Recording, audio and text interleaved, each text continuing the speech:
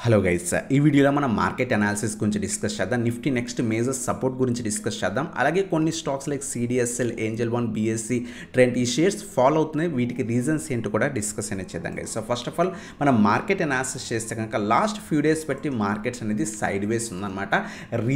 Main reason ఏంటి market side వేస్కి అంటే కనుక జైన్ స్ట్రీట్ వాళ్ళు ఏదైతే సెబీ అనేది మనకి కొంత బ్యాన్ చేసింది. ఎప్పుడైతే బ్యాన్ చేసిందో వాల్యూమ్స్ అనేవి F&O సెగ్మెంట్లో తగ్గాయన్నమాట. సో ఆటోమేటిక్గా మార్కెట్ అనేది ప్యూర్ సైడ్ వేస్ వెళ్తుంది. ఇది మెయిన్ రీజన్.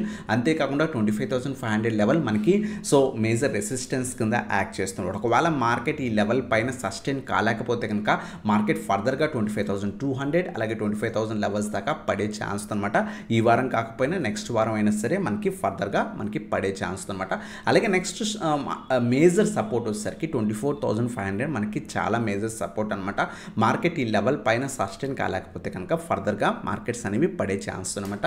సో ఇవి మనకి నిఫ్టీ మేజర్ సపోర్ట్స్ అనమాట. అలాగే చాలా స్టాక్స్ లైక్ బిఎస్సి కానివ్వండి, అలాగే ఏంజల్ వన్ కానివ్వండి, లేకపోతే సిడిఎస్ఎల్ కానివ్వండి, సో అలాగే మనకి ట్రెండ్ షేర్ కానివ్వండి, so almost last few days బట్టి హెవీ కరెక్షన్స్ అనేవి జరుగుతున్నాయి అనమాట. రీజన్స్ ఏంటో డిస్కస్ చేస్తే కనుక సో మెయిన్ రీజన్స్ ఏంటి అంటే కనుక రీసెంట్ టైమ్స్లో సో ఏదైతే సెబీ రిపోర్ట్ అనేది రిలీజ్ చేసింది అనమాట. లాస్ట్ 2024-25 ఫైనాన్షియల్ ఇయర్ మనం అబ్జర్వ్ చేస్తే కనుక 91% ట్రేడర్స్ లాసెస్లో ఉన్నారని చెప్పింది అనమాట.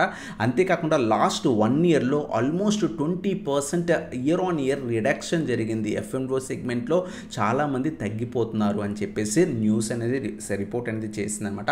ఇది వన్ ఆఫ్ ద రీజన్ మార్కెట్లో సో సైడ్ వేస్ వెళ్ళడానికి, అంతేకాకుండా కొన్ని మేజర్ స్టాక్స్ పడ్డానికి అన్నమాట. అలాగే ఏదైతే న్యూ రూల్ సెబీ పెట్టింది ఏంటి అంటే కనుక సో ప్రపోజ్ చేస్తుంది అప్కమింగ్ డేస్లో దీన్ని అమలుపరచవచ్చు అనమాట. సో ఏంటి అంటే కనుక ఒకవేళ మీరు ఫ్యూచర్లో F&O సెగ్మెంట్స్ చేద్దాం అనుకుంటే, అంటే ఫ్యూచర్ ఆప్షన్స్ చేద్దాం అనుకుంటే కనుక సో ఆ పర్టికులర్ స్టాక్ యొక్క ఏదైతే ఈక్విటీ ఎక్స్పోజర్ అనేది ఉండాలని చెప్పి న్యూ రూల్ అనేది పెట్టిందనమాట. అంటే ఏంటి అంటే కనుక ఫర్ ఎగ్జాంపుల్ మీరు రిలయన్స్ షేర్లో ఏదైనా ఫ్యూచర్స్ని బై చేద్దాం అనుకుంటే ఆ పర్టికులర్ స్టాక్ యొక్క సో ఈక్విటీ షేర్స్ని మీరు కనుక హోల్డ్ చేస్తే మాత్రమే సో ఆ ట్రేడ్ అనేది ప్లేస్ చేయొచ్చు అనమాట. సో దీనివల్ల ఏంటి అంటే కనుక ఖచ్చితంగా వాల్యూమ్స్ తగ్గిపోతే రీటైల్ ఇన్వెస్టర్స్ ఏదైతే F&O సెగ్మెంట్ యొక్క ట్రేడింగ్ అనేది చాలా మట్టుగా తగ్గిపోతుంది అనమాట. ఓన్లీ బిగ్ ప్లేయర్స్, పెద్ద పెద్ద వాళ్ళు మాత్రమే సో ఫ్యూచర్స్ని హోల్డ్ చేస్తూ అలాగే ఈ ఫ్యూచర్స్లో ట్రేడ్ చేయాలంటే ఈక్విటీని హోల్డ్ చేస్తుంటారు అనమాట. సో ఇది మెయిన్ రూల్స్ అనేవి సెబీ అనేది తీసుకొస్తుంది అనమాట. అలాగే రీసెంట్గా మనకి ఏదైతే బిఎస్సిలో, సిడిఎస్ఎల్లో, ట్రెండ్ షేర్లో సో కొంత ఫాల్ రీజన్ ఏంటి అంటే కనుక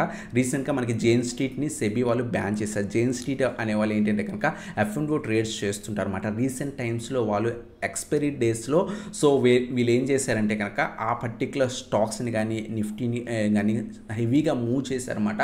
సో అలా చేయడం వల్ల సో రీసెంట్గా సెబీకి కొంత కనిపెట్టి వాళ్ళని బ్యాన్ చేయడం జరిగింది. సో వీళ్ళు కొన్ని స్టాక్స్లో హెవీగా మూమెంట్ అనేది చేశారు. అందువల్ల ఆ పర్టికులర్ స్టాక్స్లో సో ఫాల్ అనేది కనిపిస్తుంది అనమాట. అంతేకాకుండా సో బిఎస్సి టర్న్ ఓవర్కి ఓవరాల్గా బిఎస్సి సెగ్మెంట్ టర్న్ ఓవర్కి so minimum to minimum so 1% rally అనేది సో బిఎస్సి టర్న్ ఓవర్ని పెంచారన్నమాట వీళ్ళు.